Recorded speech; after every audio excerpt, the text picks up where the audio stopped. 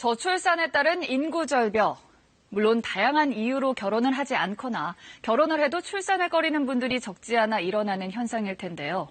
하지만 그 반대로 아이를 낳고 싶어도 갖지 못하는 난임 부부들 역시 많습니다.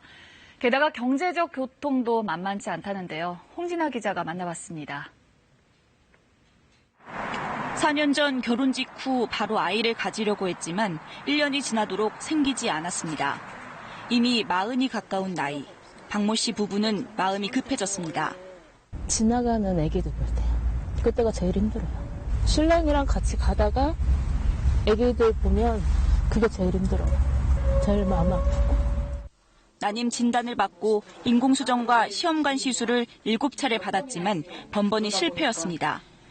다니던 직장까지 그만둬야 했습니다.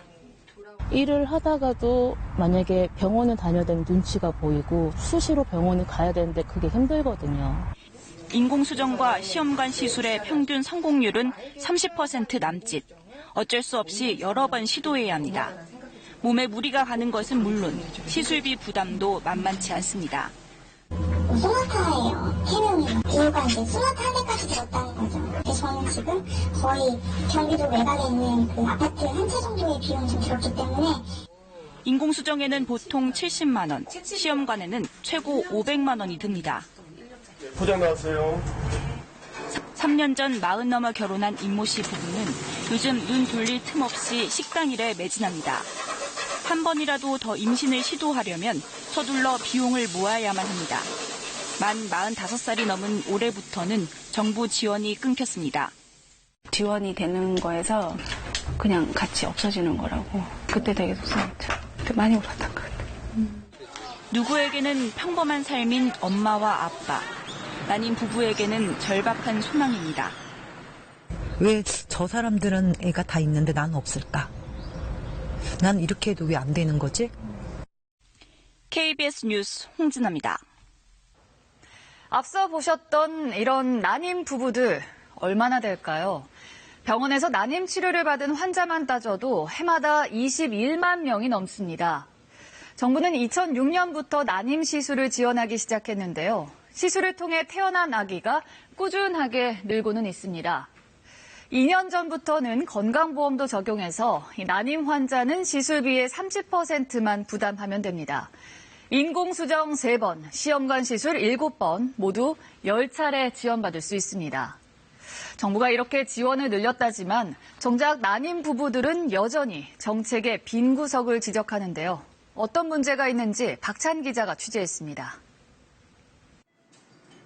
시험관 시술은 두 가지로 나뉩니다. 수정된 배아를 바로 자궁에 착상시키는 신선 배아 이식과 남은 배아를 얼렸다가 나중에 사용하는 냉동 배아 이식입니다. 정부는 두 가지 시술을 각각 4번과 3번 지원합니다. 40살 김모 씨는 그중 신선 배아 이식 4번을 모두 사용했습니다. 지원이 남은 건 냉동 배아 이식뿐. 하지만 워낙 배란이 적은 김 씨는 냉동 배아 이식을 시도하기 어렵습니다. 인공수정 3번이든 냉동 3번이든 못 쓰고 있으니 이거라도 신선으로 좀 할 수 있게끔 해달라고 하면 그냥 답변은 넣는 거예요. 안 된다. 결국 김 씨는 남은 지원을 포기하고 모두 자기 돈을 들여 신선 배아 이식을 선택해야 합니다. 임신은커녕 수정조차 안 되어도 일단 시도만 하면 지원했다고 치는 것도 난임 환자들을 답답하게 합니다. 수정이 안 돼서 이식까지 못 감에도 불구하고 횟수는 차감이 된다.